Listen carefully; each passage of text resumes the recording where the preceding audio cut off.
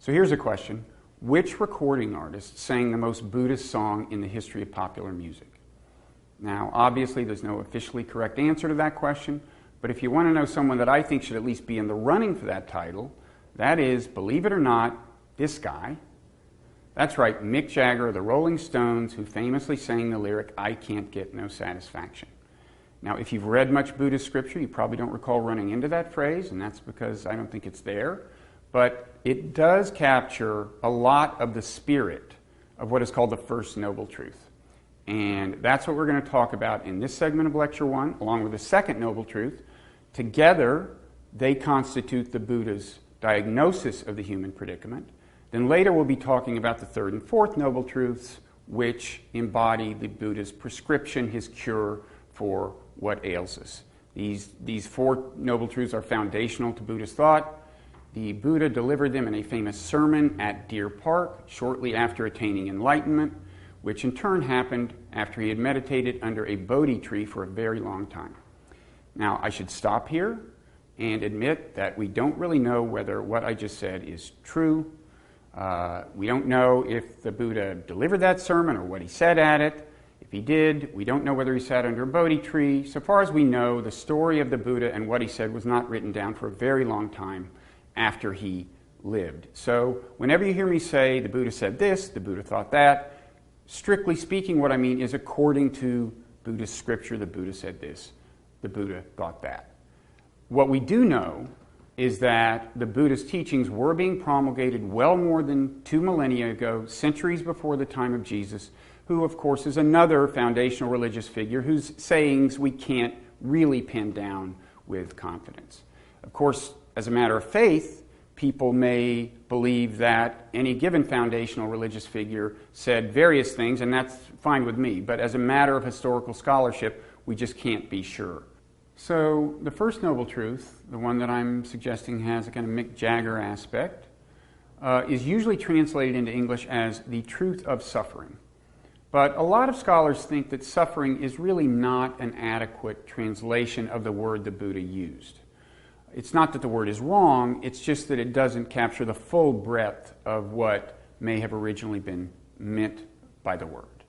So maybe we should take a look at the word itself, and for this purpose, and at the risk of seeming like a relic from a simpler era, I'm going to make use of a blackboard and an analog information technology known as chalk.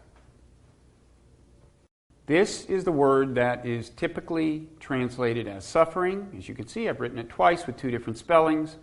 The reason for that is that one is the Sanskrit version, and one is in Pali, an ancient language closely related to Sanskrit. The reason this is worth talking about a little is because this is true of key Buddhist terms in general. As you read about Buddhism, you may encounter them in one language or in the other. And in some cases it really matters because that might keep you from even recognizing the term. So, for example, if you ran into this term, nibbana, you might say, what is that? Whereas if you ran into it in this form, nirvana, you would probably have a slightly clearer idea. Sorry about my handwriting. Nirvana means, of course, liberation from suffering, and that is what you get, in theory, if you follow the Four Noble Truths all the way to the end.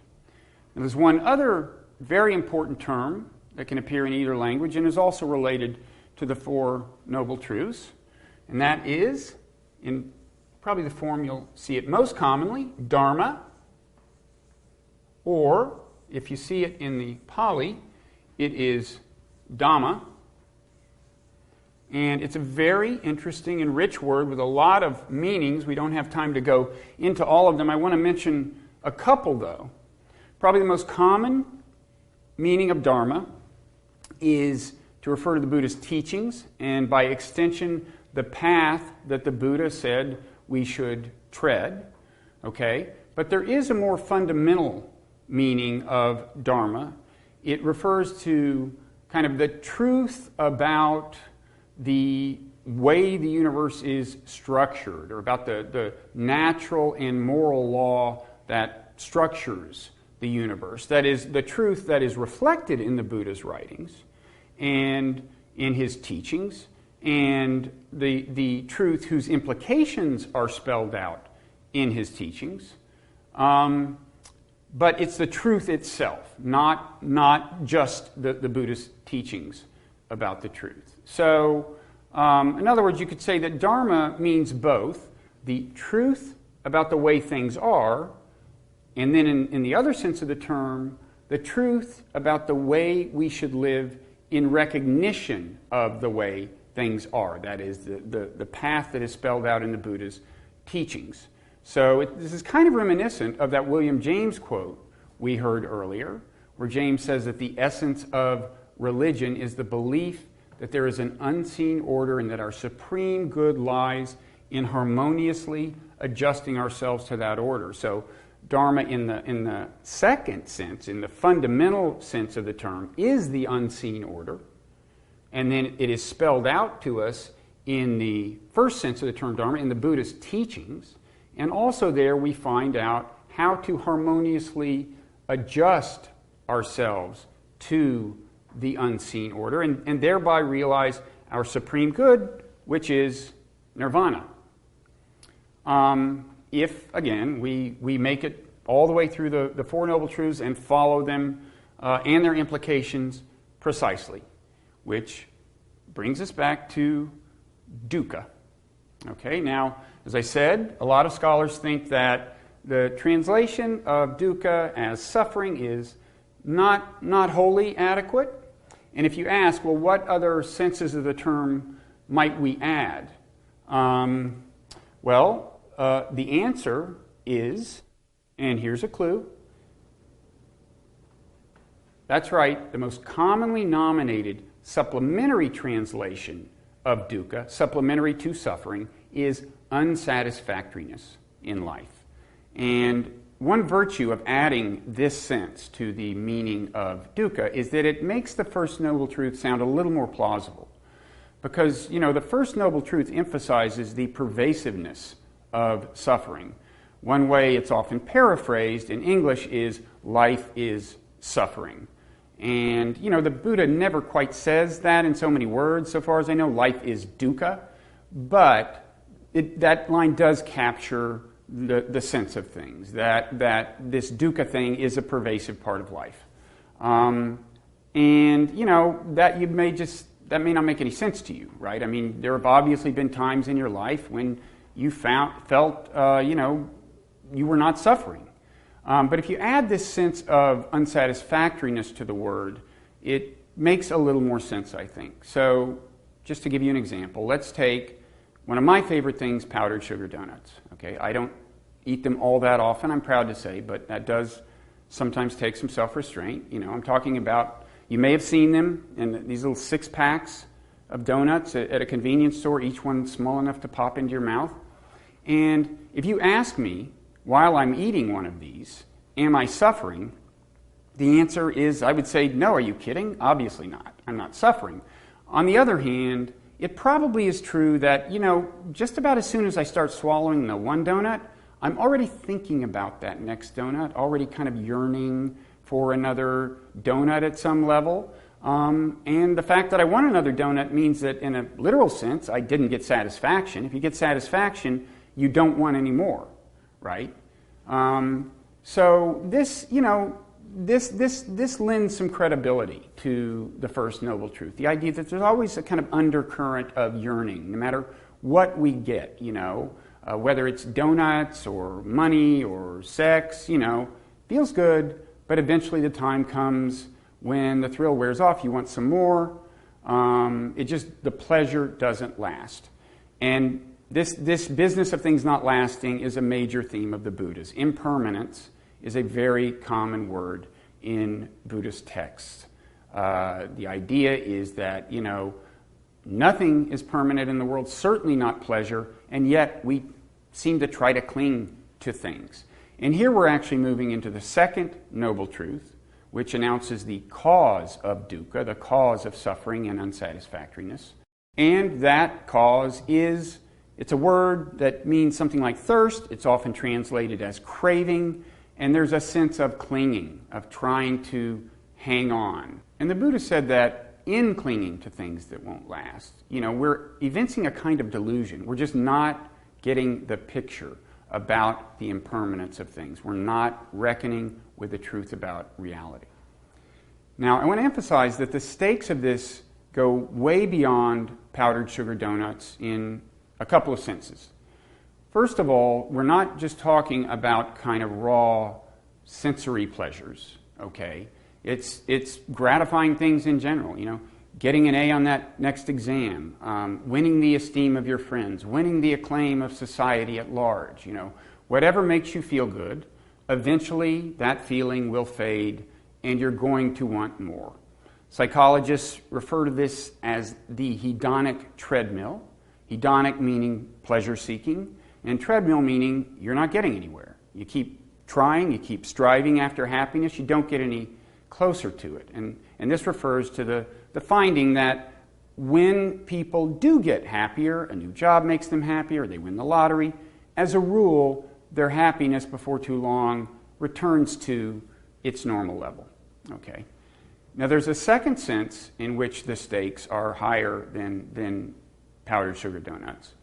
And that is that although it sounds like the first two noble truths are all about things that we seek, that we desire, it also covers anxieties and fears. Anxieties about, being criticized in public or something, or going to some cocktail party you don't want to go to. The fear of being eaten by a lion or something, and that doesn't sound right that you could include these things under the rubric of craving, right? Because you don't, social rejection, you don't want that. You want to get away from that. You don't want to get closer to it. And, a charging lion is something that you do not want to embrace. You want to get away from. And for that reason, I'm almost kind of surprised that in the second noble truth, we actually don't hear about aversion to things as a problem, because elsewhere in Buddhist texts, there is a lot of emphasis on aversion, and sometimes it's put on kind of an equal plane with craving as the source of our troubles. But it is true that, you can phrase these things in a way such that anxieties and fears do fit into the second noble truth as it's stated. So you would say, for example, well, if you fear social criticism, if you have anxiety about that, or if you have anxiety about doing badly at some presentation you're going to give, that's because you're clinging to your social status. You're attached to your social status. That's the problem. It's attachment. Or if you fear a charging lion, that's because you are attached to your own existence. You cling to, you crave your own existence. And, you may at this point say, wait a second, this is where I get off the boat. If Buddhism is telling me I shouldn't be attached to my own existence, I'm just not interested in this program. I'm not trying to recruit you. I'm just telling you what the Buddha's diagnosis does explicitly include attachment to your existence as part of the problem. I do want to emphasize that Buddhism doesn't recommend that you cross the street without looking both ways or anything else. You can be a good Buddhist and tend to your own survival as you do now. And as long as I'm emphasizing that Buddhism is not as grim as it may sound sometimes, I would add that the idea isn't, as far as this craving business goes, that we should never be attracted to anything or that we can never enjoy any pleasures. The question is whether we're clinging to things. In the next lecture, we're going to deal with the third and fourth noble truths, that is the Buddha's prescription. But in the next segment of this lecture, we're going to look at kind of the evolutionary psychology of the first two noble truths. We're going to drill down into the question of why it is that pleasure evaporates and why it is that we have so much trouble reckoning with that. Why is the brain built in such a way that pleasure is fleeting, but we really focus a lot more on the pleasure than the fleetingness.